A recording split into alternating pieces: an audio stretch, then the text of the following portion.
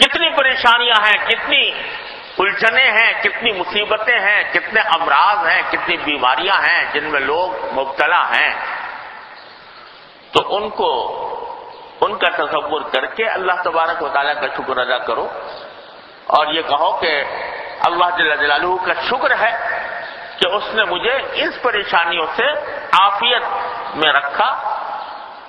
تو یہ بھی شکر گزاری کا حصہ ہے۔ تو فرمایا کہ یہ جو ہے کانا شکر تلک النعمہ، یہ شکر ہوگا اس نعمت کا۔ اور یہ بھی بڑا عجیب عمل ہے۔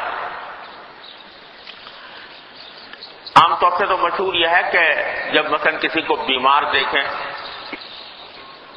تو بیمار آدمی کو دیکھیں تو کہیں الحمدللہ الذی عافانی مما ابتلاه به، کہ اللہ تعالیٰ کا شکر ہے کہ مجھے اس بیماری سے اللہ نے محفوظ رکھا۔ عام طور سے یہ بات مشہور ہے، لیکن یہ بیماری کے ساتھ خاص نہیں ہے۔ حدیث میں بلا کا لفظ ہے کہ کسی کو کسی بھی بلا میں، کسی بھی مصیبت میں، پریشانی میں دیکھو تو اس کو یہ کہو۔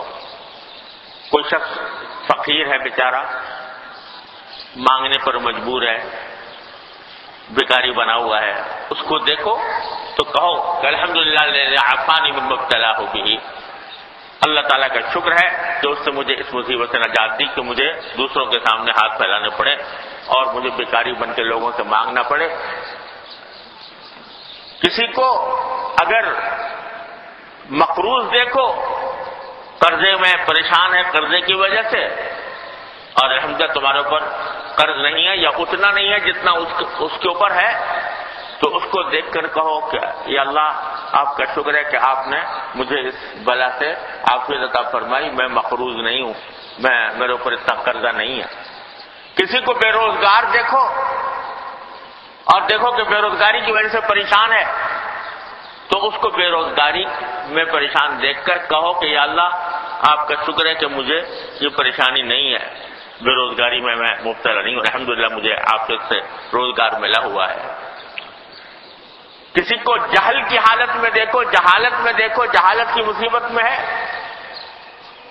تو کہو کہ الحمدللہ اللہ آپ کا فضل و کرم ہے، آپ کا شکر ہے کہ آپ نے مجھے اس جہالت کی مصیبت سے نجات عطا فرمائی۔ تو کسی ایک چیز کے ساتھ خاص نہیں، کسی بھی مشکل، کسی بھی بلا، کسی بھی برائی میں، کسی بھی مصیبت میں دوسرے کو مبتلا دیکھو تو اللہ تبارک و تعالیٰ کا شکر ادا کرو۔ اور اچھا تو یہ ہے کہ یہی الفاظ یاد ہو جائیں، الحمدللہ الذی عافانی مما ابتلاه به وفضلنی علی کثیر ممن خلق تفضیلا۔ اس میں بعض روایتوں میں آتا ہے کہ الحمدللہ الذی عافانی مما ابتلاک به، کاف سے، لیکن دوسری روایتوں میں مما عافانی مما ابتلاه به۔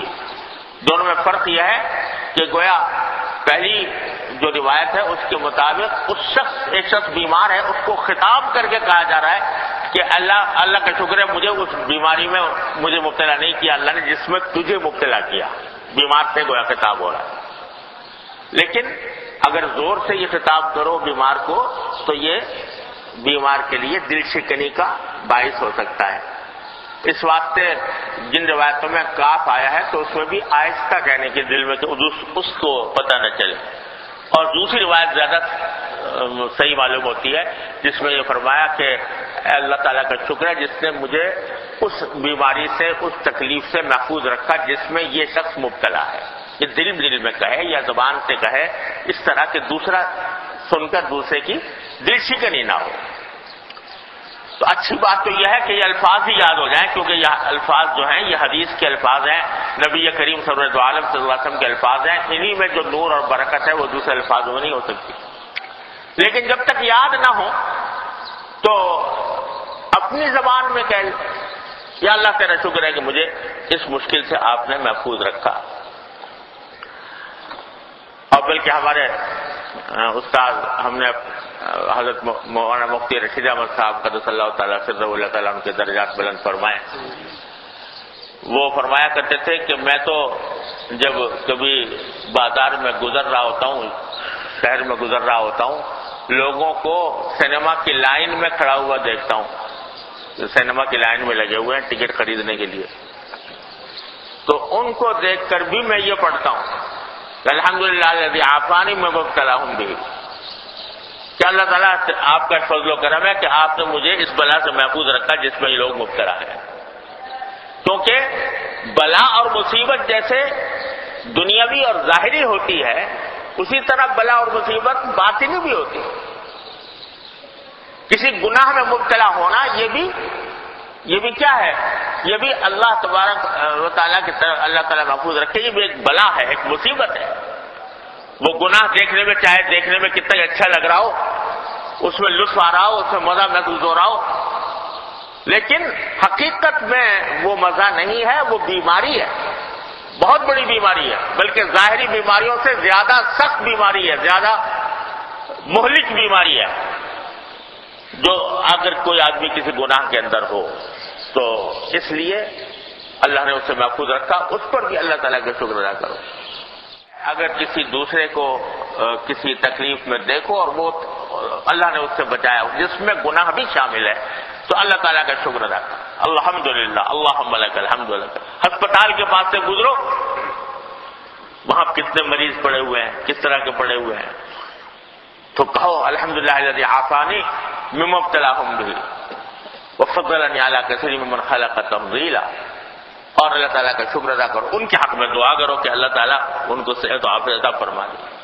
ہمارے حضرت والا حضرت عارفی قدس اللہ تعالیٰ سے دعا فرماتے تھے الحمدللہ کبھی تخلف نہیں ہوتا کہ جب کسی ہسپتال سے گزرتا ہوں، قریب سے بھی گزر رہا ہوں، تو یہ ضرور پڑھتا ہوں الحمدللہ الذی عافانی مما ابتلاہم بہ وفضلنی علی کثیر ممن خلق تفضیلا.